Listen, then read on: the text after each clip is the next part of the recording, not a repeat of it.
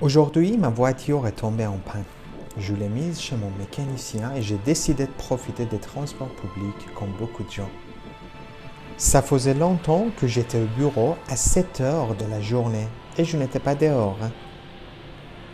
Je voulais aller vers Tajrish. Je suis allé donc d'abord prolonger ma carte d'abonnement et j'ai pris le TRB. Pour votre information, le transit rapide par bus. Normalement, à cette heure-là, les bus ne sont pas bondés. À cause du Covid-19, j'en doutais, mais finalement, j'ai décidé de monter. Il y a eu des bus qui sont passés, mais je n'ai pas pu monter. Franchement, si je prends le bus tous les jours, j'arriverai en retard à l'institut. En attendant, j'ai fixé mes réunions de demain. Enfin, je suis monté. Il n'y avait pas beaucoup de monde et en plus, il faisait frais dans le bus. La seule chose dont je m'inquiétais, c'était le coronavirus. Je me sentais tranquille, sans voiture, mais il ne faut pas oublier que ce n'était pas l'heure de pointe. Ce qui est intéressant quand on prend le bus ou le métro, c'est qu'on peut voir beaucoup de gens, mais en prenant la voiture, on est en contact avec personne. Ce qui est évident, la plupart des gens dans ce bus sont malheureusement fatigués et déprimés. Je pense que dans la prochaine station de bus, il y aura foule. J'ai donc décidé de descendre et prendre un snap.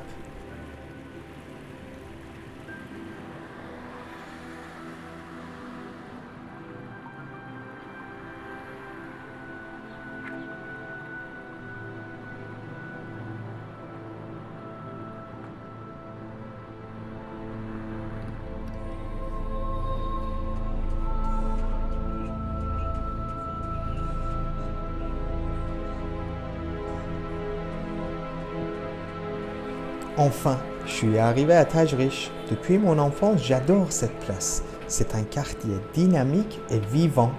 Alors maintenant, j'aimerais aller au marché de Tajrish. Il se trouve à gauche.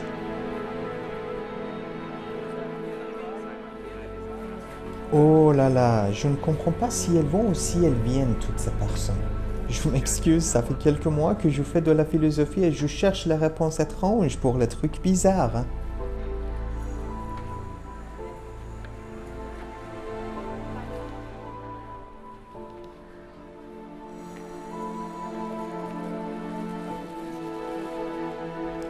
La place Tajrish est toujours pour moi un lieu nostalgique. Les odeurs, les gens, les magasins, les fruits.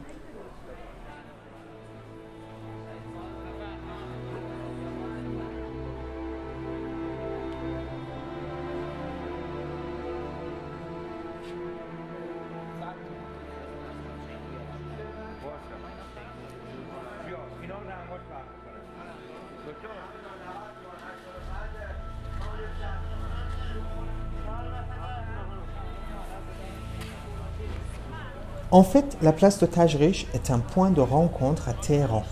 Il y a donc beaucoup de personnes qui ont des beaux souvenirs ici.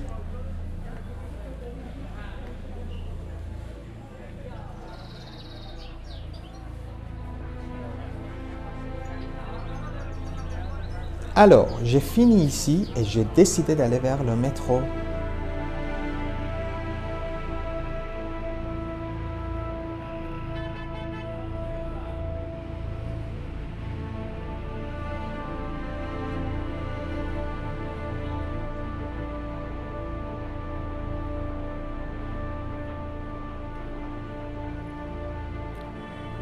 Mais non, je ne peux pas descendre ces immenses escaliers. Franchement, à la gare de Tajrish, on descend beaucoup et on se sent aller vers le noyau de la Terre.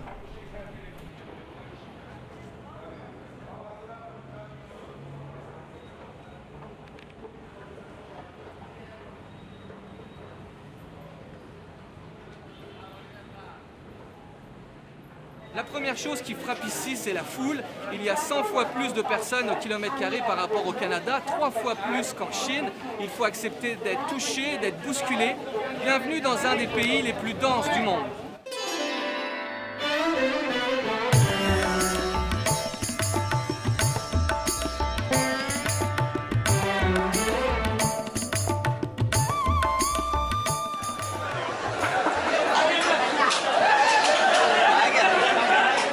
Près de 8 millions de personnes prennent le train chaque jour à Mumbai. C'est comme si tous les Québécois se rendaient dans les gares au même moment. Le concept de file d'attente n'existe pas vraiment en Inde.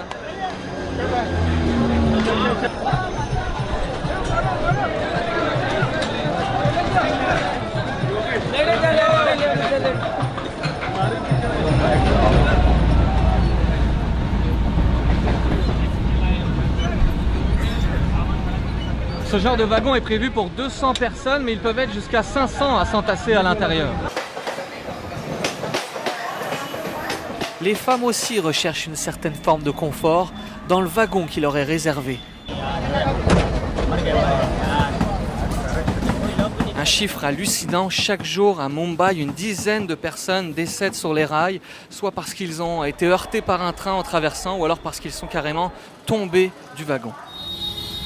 Vous pensez que le trafic des trains, c'est ce qu'il y a de pire ici? Eh bien non, il y en a un qui prend encore plus de temps et qui est encore plus dangereux, le trafic automobile. Regardez un petit peu.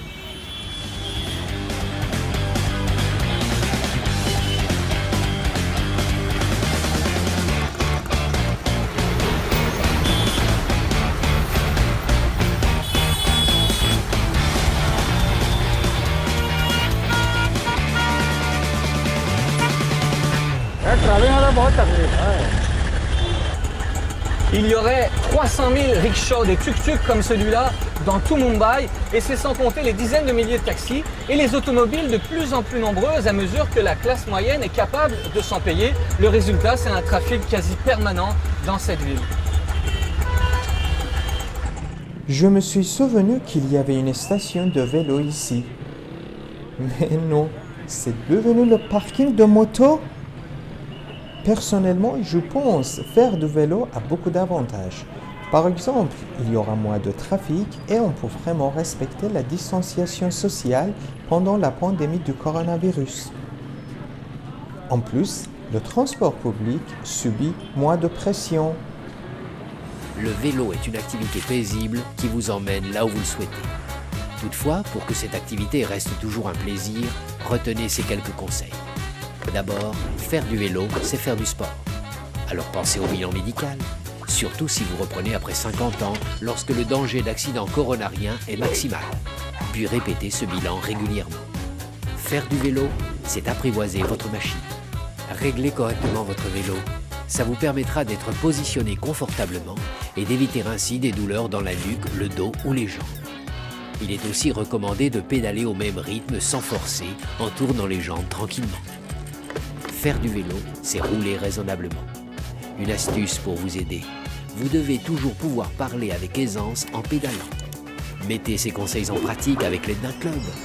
Vous en trouverez forcément un près de chez vous pour vous accueillir et vous accompagner. Le cyclotourisme, c'est le vélo plaisir. C'est activer son corps pour en retirer des bénéfices pour la santé. Mais il ne faut pas oublier de demander l'avis de votre médecin, de partir avec un équipement adapté et avec votre casque.